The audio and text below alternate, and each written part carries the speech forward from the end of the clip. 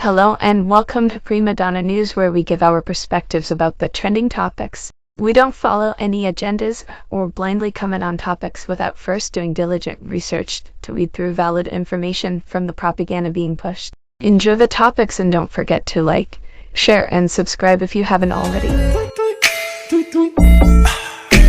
the bag, get the bag. Y'all niggas know what it is. You know we get the bag, get the bag.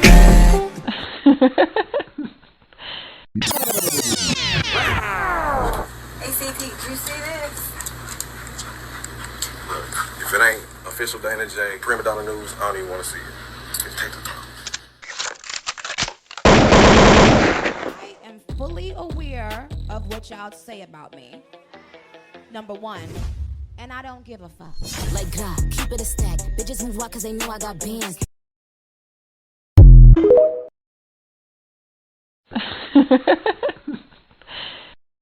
If you order a cake or cookie from Prima Donna Pastries, well, for starters, you get a custom flavor that's just for you. If you're not into chocolate or vanilla, it's your chance to explore other flavors. And even though it's not the traditional chocolate or vanilla, it's still delicious. I'm just saying, if you want to impress someone on any occasion, you get them a cake or cookie from Prima Donna Pastries. You can even become a pastry member to review new products monthly.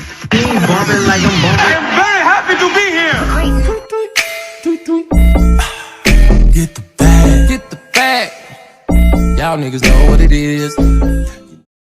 Maybe I'm just crazy, but once upon a time, when you hear about a documentary about a celebrity, you hear about a chronicle of the achievements they made. But the more they keep going, the more they keep showing you their intent has nothing to do with celebrating these brands that they've uplifted all these years. And people will ignore the contrast between people they like to compare. Like, for example, with the whole surviving R. Kelly bullcrap, they didn't try to conceal no so-called victims. They put them right on the spotlight, gave them all these interviews, put them on these platforms, and then tried to say people were harassing them. Now, on the other hand, when it comes to other individuals, you see how they want to try their best to keep them anonymous. Now, if you want to continue to refute the fact that individuals in R. Kelly's case come out here and tell you how they didn't expect things to go the way they did, and then get on these platforms and be enticed and coerced to keep their storylines going, it should be very obvious why I said all of their attempts to wage new lawsuits based on old-ass information that has been on these platforms is absurd to me. Much less when we see this same cycle going on with all of these celebrities.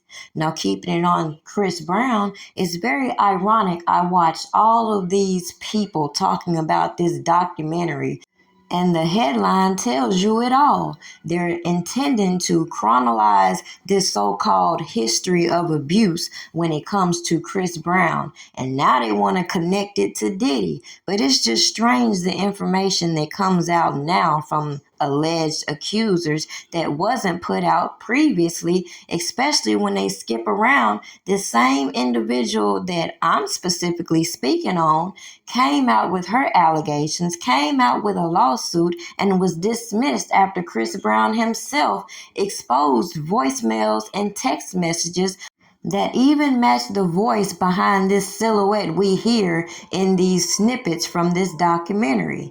It's very strange that people will skip that part in their history of abuse as they continue to build what they would like to call predicate acts that would spotlight the misconduct of certain individuals, as other people are allowed to step down from their positions quietly.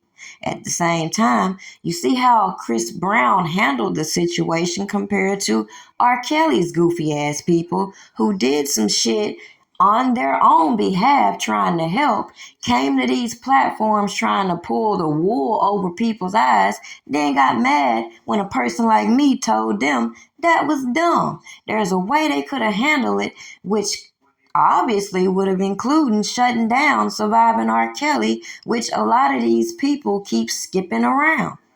The point? You see some of these same people who just a few years ago were entertaining this conversation of who's the next king of R&B, and you see these same damn people sitting back quiet watching the same cycle and these people being targeted when clearly we see the objective.